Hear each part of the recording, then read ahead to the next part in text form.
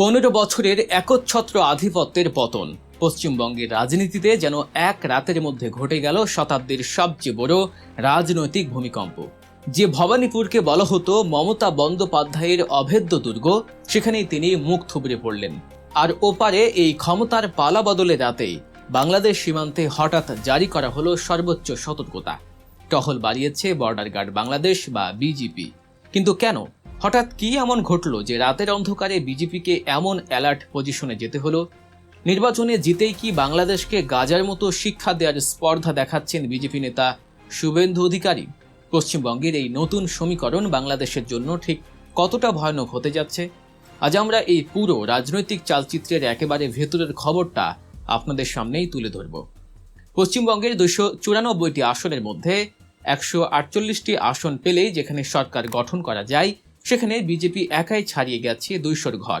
বামফ্রন্ট এবং তৃণমূল কংগ্রেসের দীর্ঘদিনের যে দাপট ছিল তা যেন এক নিমিষে ধূলিসাৎ হয়ে গেল। এই নিরঙ্কুশ সংখ্যাগরিষ্ঠতা নিয়ে প্রথমবারের মতো কলকাতায় সরকার গঠন করতে যাচ্ছে বিজেপি। কিন্তু এই জয় যতটা না রাজনৈতিক, তার চেয়ে অনেক বেশি আদর্শগত। খোদ বিদায়ী মুখ্যমন্ত্রী মমতা বন্দ্যোপাধ্যায় তার নিজের আসনেই হেরে গেছেন একসময়ের তারই ছায়াসঙ্গী শুভেন্দু অধিকারীর কাছে। আর এই জয়ের পর শুভেন্দু অধিকারীর আসল রূপটা যেন আরও নগ্নভাবেই বেরিয়ে এসেছে। বিজয়ের উল্লাসে মেতে উঠে শুভেন্দু অধিকারী যে ধরনের মন্তব্য করেছেন তা রীতিমতো হাস্যকর এবং একই সাথে চরম ঔদ্ধত্যপূর্ণ। তিনি এই জয়কে সরাসরি হিন্দুত্বের জয় বলেই আখ্যা দিয়েছেন। শুধু তাই নয়, তিনি এমন এক কাল্পনিক দম্ভে ভুগছেন যে তিনি প্রকাশ্যে হুঙ্কার দিয়েছেন দিল্লি চাইলে নাকি কয়েক মিনিটেই বাংলাদেশকে দখল করে নিতে পারে। এখানেই থামেননি তিনি। ইসরায়েল যেভাবে গাজাকে শিক্ষা দিচ্ছে, ভারতেরও নাকি উচিত বাংলাদেশকে ঠিক সেভাবেই শিক্ষা দেয়া। তার এই আস্ফালন দেখে রাজনৈতিক বিশ্লেষকরাও মুচকি হাসছেন। কারণ যে শুভেন্দু অধিকারী নিজের রাজনৈতিক অস্তিত্ব টিকিয়ে রাখার জন্য বারবার রং বদলান, দল বদল করে নিজের আঁখের গোছান, তার মুখে এমন ভূ রাজনৈতিক বীরত্বের কথা মানায় না। এটি মূলত তার উগ্র সমর্থকদের তাতানোর জন্য এক ধরনের সস্তা রাজনৈতিক স্ট্যান্ডবাজি ছাড়া আর কিছুই নয়। নিজের ভেতরে কোনো গভীর রাজনৈতিক দর্শন না থাকলে নেতারা যেমন সস্তা হাততালির জন্য আবল তাবল বকেন, শুভেন্দুর এই মন্তব্যগুলো ঠিক সেই গোত্রীয়। তিনি হয়তো ভুলে গেছেন বাংলাদেশ কোনো বিচ্ছিন্ন দ্বীপ নয়, স্বাধীন সার্বভৌম একটি রাষ্ট্র।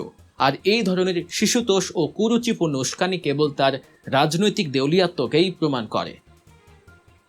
শুভেন্দু অধিকারীর এই লাগামহীন কথাবার্তা এবং পশ্চিমবঙ্গের কট্টরপন্থী হিন্দুত্ববাদী শক্তির এই ব্যাপক উত্থান শুধু কথার কথা হয়ে থাকেনি, এর প্রভাব সরাসরি এসে পড়েছে বাংলাদেশ ভারত সীমান্তে।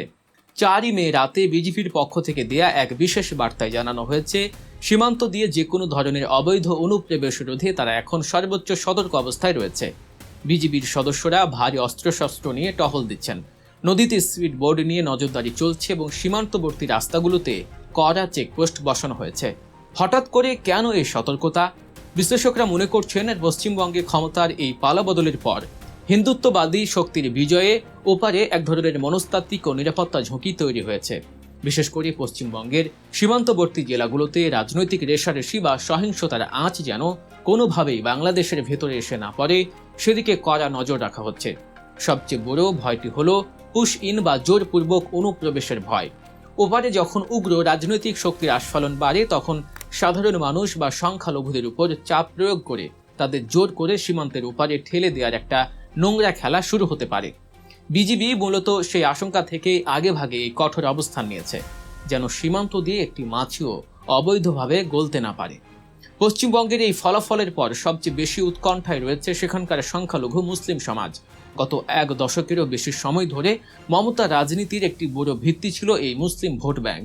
মমতা বন্দ্যোপাধ্যায় তার শাসন আমলে ইমাম ও মুয়াজ্জিনদের ভাতা প্রদান, উর্দু ভাষাকে দ্বিতীয় ভাষার স্বীকৃতি, নতুন মাদ্রাসা ও হোস্টেল নির্মাণ সহ নানা উদ্যোগ নিয়েছিলেন। যদিও অনেক বিশ্লেষক এগুলোকে কেবলই ভোট টানা রাজনীতি হিসেবে দেখেছেন, তবুও মুসলিমরা মনে করতেন মমতার ছায়াতলে তারা অন্তত উগ্রবাদের হাত থেকে কিছুটা হলেও নিরাপদ। কিন্তু এবারে নির্বাচনে সেই সমীকরণ পুরোপুরি ভেঙে গেছে। বিশ্লেষকরা বলছেন মুসলিমরা হয়তো ঢালাওভাবে মমতাকে ভোট দিয়েছেন, কিন্তু অন্যান্য ধর্মীয় সম্প্রদায়ের ব্যাপক মেরুকরণের ফলেই বিজেপির এই অভাবনীয় উত্থান সম্ভব হয়েছে।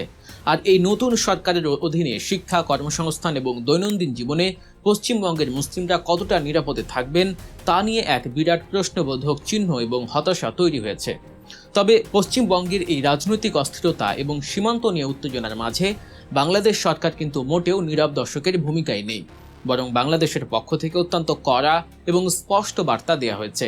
পশ্চিমবঙ্গের ক্ষমতার পালাবদলে পুশ ইনের ঘটনা ঘটলে ব্যবস্থা নেবে বাংলাদেশ, এমন দ্ব্যর্থহীন ভাষায় জানিয়েছেন পররাষ্ট্রমন্ত্রী ডক্টর খলিলুর রহমান। মঙ্গলবার 5 মে সকালে রাষ্ট্রীয় অতিথি ভবনে ঢাকায় সফররত মার্কিন প্রতিনিধি দলের সাথে বৈঠক শেষে সাংবাদিকদের সাথে আলাপকালে তিনি একথা বলেন। ওপারে রাজনৈতিক পট পরিবর্তনের জেরে যদি একটি মানুষকেও জোর করে বাংলাদেশের দিকে ঠেলে দেওয়ার চেষ্টা করা হয়, তবে তার উপযুক্ত জবাব দেওয়া হবে বলে সরকারের তরফ থেকে স্পষ্ট করে দেওয়া হয়েছে। শুধু সীমান্ত ইস্যুই নয়, বাংলাদেশ ও ভারতের মধ্যকার দীর্ঘদিনের অমীমাংসিত বিষয়গুলো নিয়েও কথা বলেছেন পররাষ্ট্রমন্ত্রী। বিশেষ করে তিস্তা চুক্তির মতো স্পর্শকাতর বিষয়েও সরকারের অবস্থান তুলে ধরেছেন তিনি। পররাষ্ট্রমন্ত্রী ডক্টর খলিলুর রহমান বলেন, তিস্তা চুক্তি পশ্চিমবঙ্গের নতুন সরকারের আমলে হবে কিনা সে সিদ্ধান্ত নেবে ভারত, অর্থাৎ বল এখন পুরোপুরি ভারতের কোর্টে। এর পাশাপাশি অত্যন্ত তাৎপর্যপূর্ণ একটি কূটনৈতিক চালের কথাও তিনি জানিয়েছেন। ডক্টর খলিলুর রহমান জানান, আগামী জুন মাসে বন্ধু দেশ চীন বা ভারত সফরে যেতে পারেন প্রধানমন্ত্রী তারেক রহমান। সবচেয়ে গুরুত্বপূর্ণ বিষয় হলো তিস্তা মহাপরিকল্পনা নিয়ে চীন সফরে আলোচনা হবে বলে জানান তিনি। ভারতের সাথে তিস্তা চুক্তি নিয়ে দীর্ঘদিনের টালবাহানার পর চীনের সাথে এই মহাপরিকল্পনা নিয়ে আলোচনার বিষয়টি নিঃসন্দেহে ভূ রাজনীতিতে একটি বড় প্রভাব ফেলবে।